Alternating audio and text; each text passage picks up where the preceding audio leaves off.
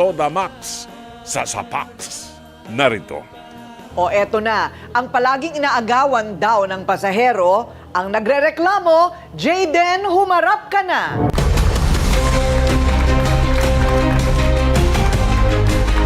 Hello, Jayden. Ano ang problema? Ano po kasi nirereklamo ko po yung pinsan ko dito eh. Kasi inaagawan niya pa ako ng pasahero. Paano yung agawan ng pasahero? Di ba may darating na pasahero? Apo. O tapos, paano inaagaw? Sasakay na lang sa'yo? Inaagaw pa? Inabangan niya po sa sa may skinita. Tapos tinanong ko po siya, pre, anong ginagawa mo rito? Wala, may naano lang ako rito, may nakabangan lang ako. Nakita ko sa kanto, sakay niya na yung pasahero ko. Paano mo alam na pasahero mo yun? Araw-araw sa'yo sumasakay? Opo. 2 years ko na pong pasahero yun. 2 years mo Opo, ng pasahero. Pero hindi ko maintindihan. Kasi, Ryle, pakita nga natin yung pilahan ng tricycle. Meron tayo ditong ebidensya. Yan po ang tinatawag nating mesa ng ebidensya. Eto, ayan. Yan ang itsura ng pilahan ng tricycle. Kung makikita po ninyo, pila.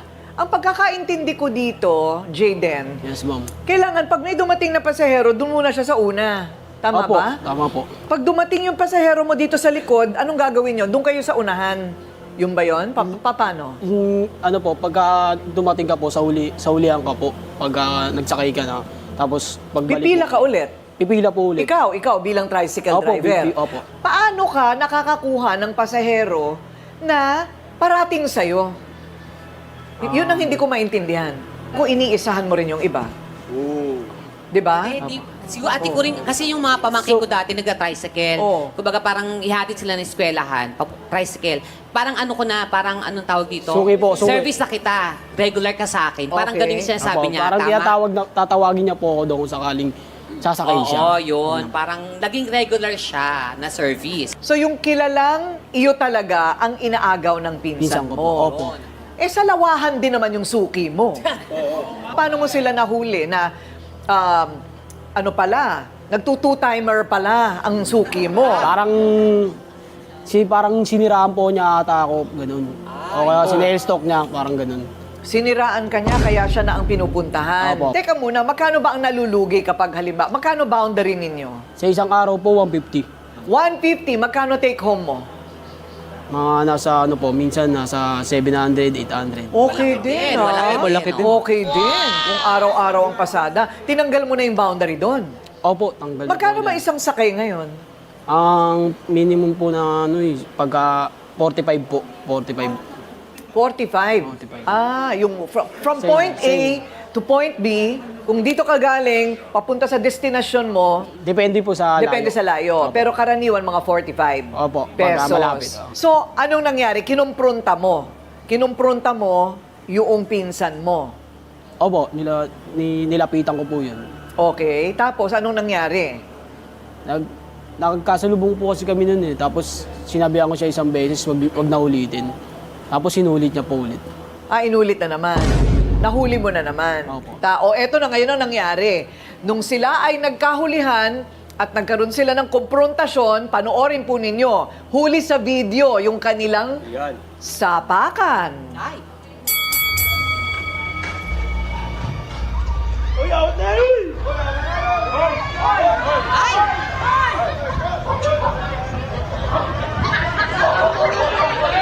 Ito po ang kasapakan ni Jayden sa pilahan ng tricycle. Jack, humarap ka na!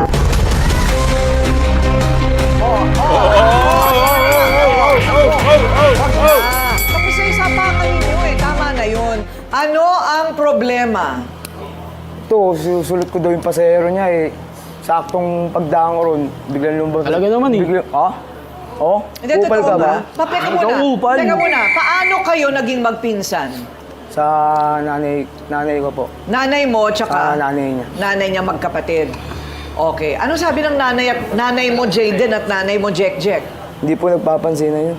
Hindi sila nagpapansinan talaga. Dati pa? Opo. Okay. Pero kayong dalawa, magkasundo naman. Magkasundo po kami yan simula sa pagkabata. Ewan lang po, nagkaroon lang po ito ng pasada, biglang nagiba na yung ugali. Eh ako po, may pamilya po ako. Di porket pinsan mo, gagawin mo sa akin lagi. Galang lang. Oo. So, ano Mas nangyari? maganda ako Sabi sa'yo. mo, parang, anong nangyari? Bakit siya nagbago? Nagbago siya, simula yung may nilabasan ng tricycle.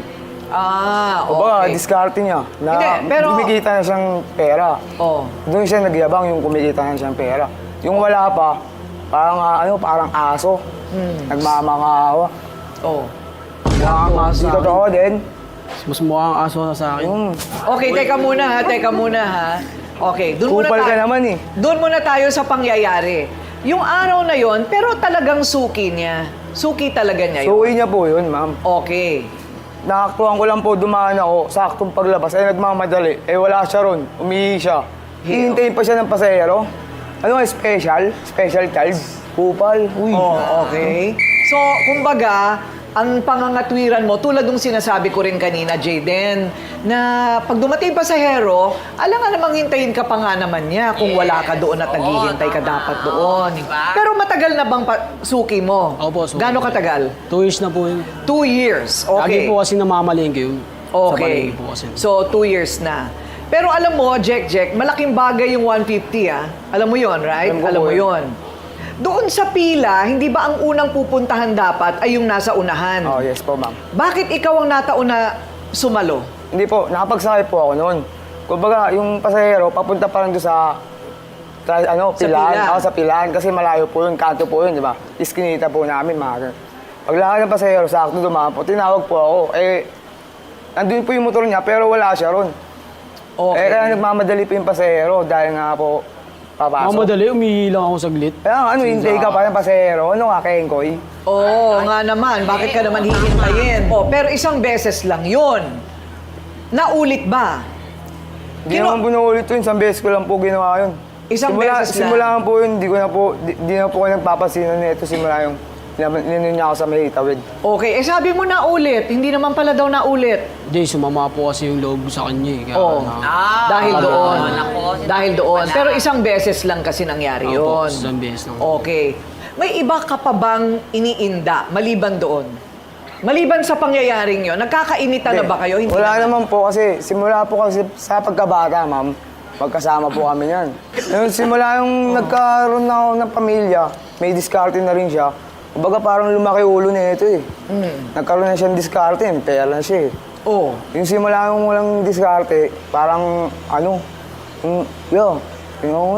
kakain ko lang. O sige ito, hanggat meron.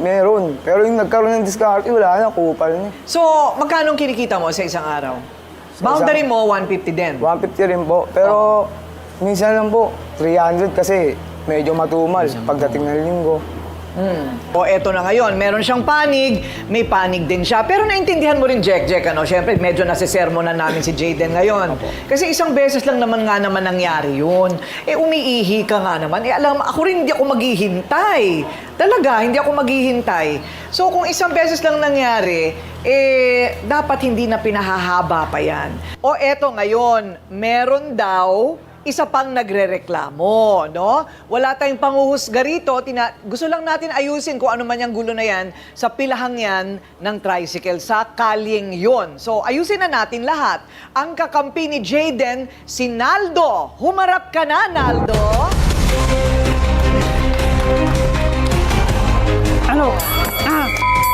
Talaglagan. Okay.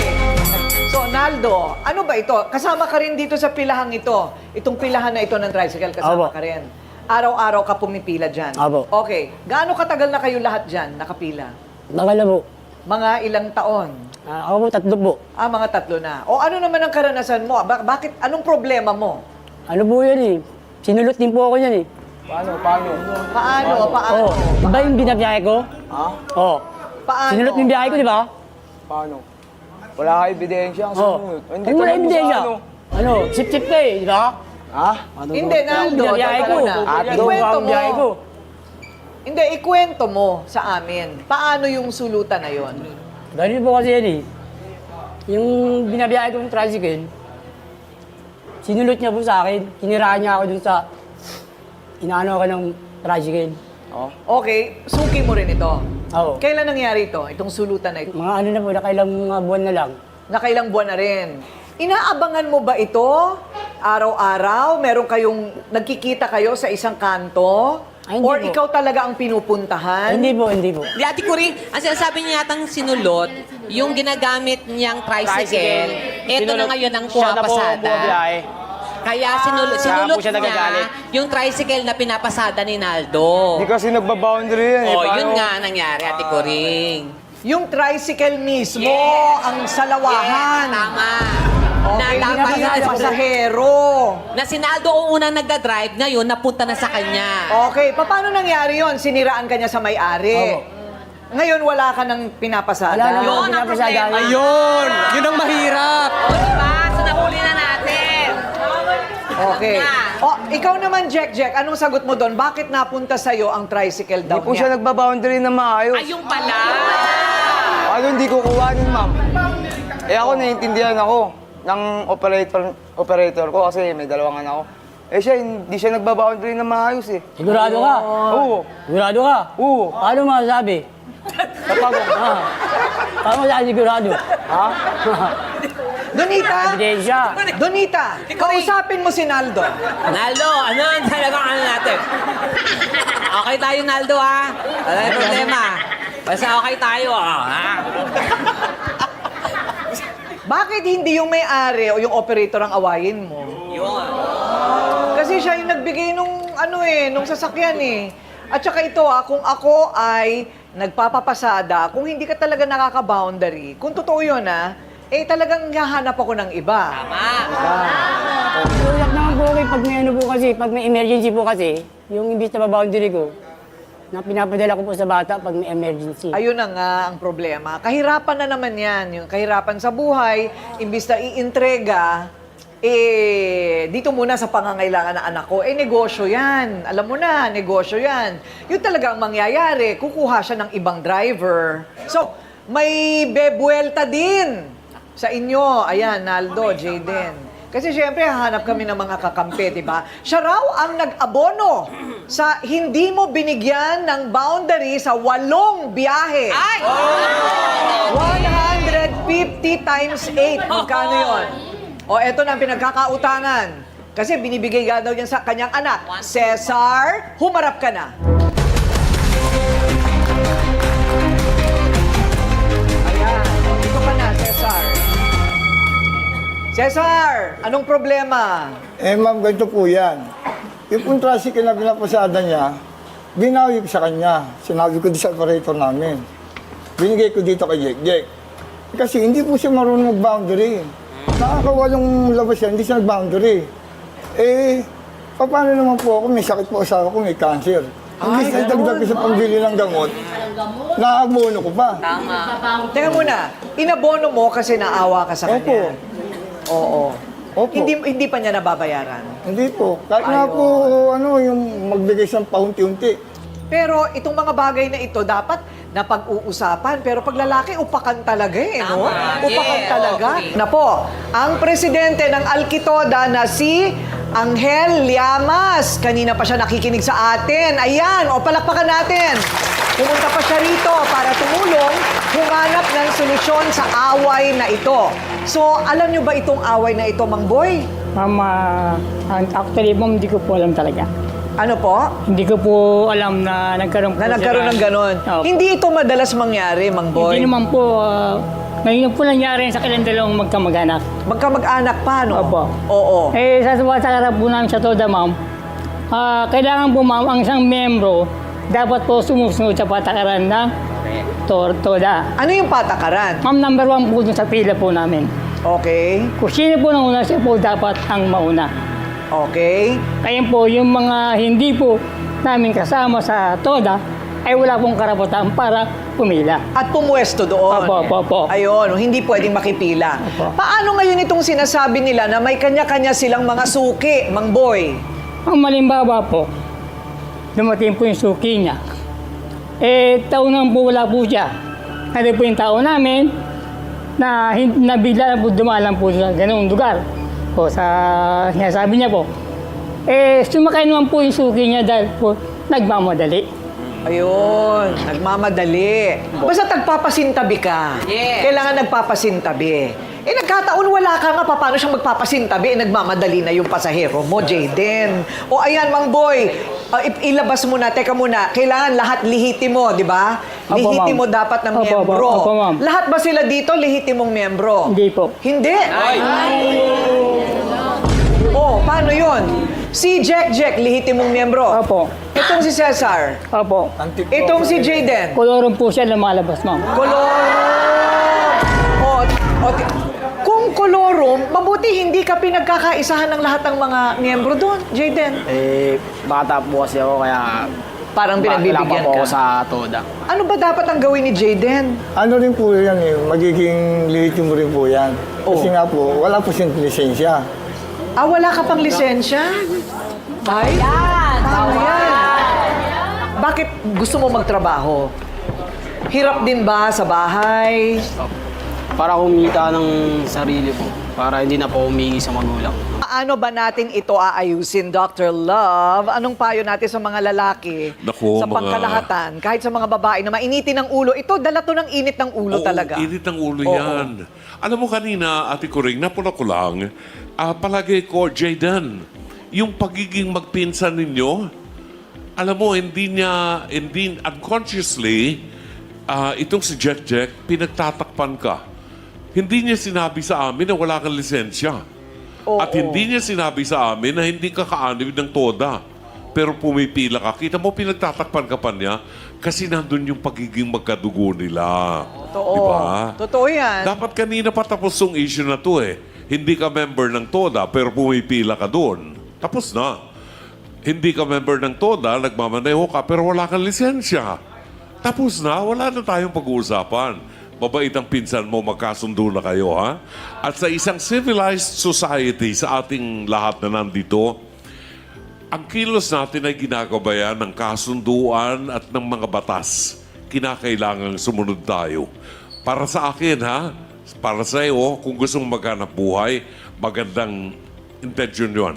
Pero sumunod tayo sa batas dahil nasa kamay mo ang buhay ng bawat pasahero na isasakay mo. Ha? Sa inyo magpinsan, magkasundo na kayo bago Ayan. matapos ang programa.